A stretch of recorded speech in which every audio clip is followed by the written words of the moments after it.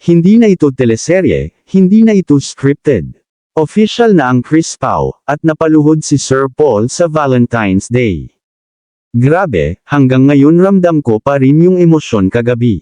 Unang balon pa lang, kitang-kita mo na parang wala siyang lakas. Yung kaba, yung takot, yung excitement, lahat nandun. Hindi mo pwedeng i-fake yung ganong klaseng emotion.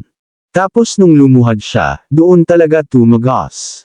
Ramdam mo yung sincerity. Ramdam mo na hindi ito para sa views. Hindi ito para sa show. Isa itong lalaking handang ipakita sa buong mundo na seryoso siya sa nararamdaman niya kay Krishna. At kay Krishna naman, maraming nakaka-misinterpret sa pagiging playful niya. Pero kung matagal ka nang nanunood, alam mong may lalim ang mga sagot niya. Dinadaan man niya sa tawa o pakalog dahil nahihiya, pero halata mong genuine. Hindi lahat ng seryoso ay tahimik. Minsan, yung pinakatotoo pa nga yung marunong ngumiti habang kinakabahan. February 14, 2026. Valentine's Day. Hindi aksidente ang date na yan.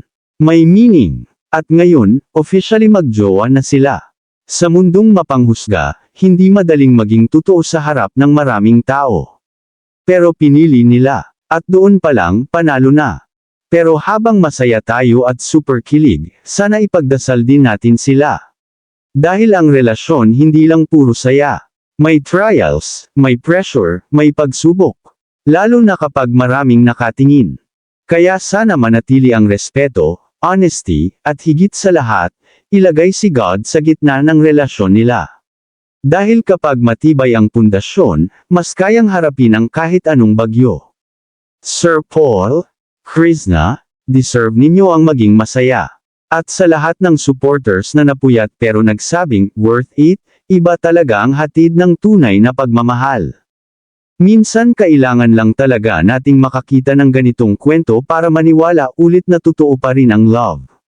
Congratulations, Chris Pao. Sana tuloy-tuloy, sana matatag, at sana kayo na hanggang dulo. Papaalam sa iyong ganda, ako'y napapaamo. Bawat sulyap mo, tila ako'y Grabe naman yung dyan. 3, 2, 1! Ano pula yun? Purple?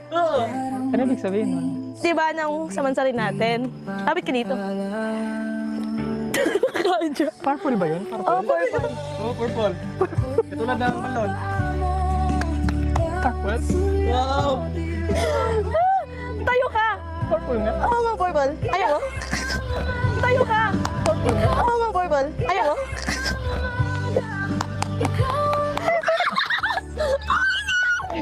Purple nga. Purple nga. Purple nga. Purple yun.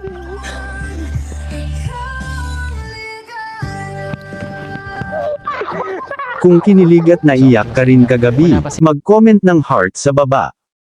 At huwag kalimutang mag-like at mag-subscribe para updated ka sa bawat kabanata ng Chris Pao Journey.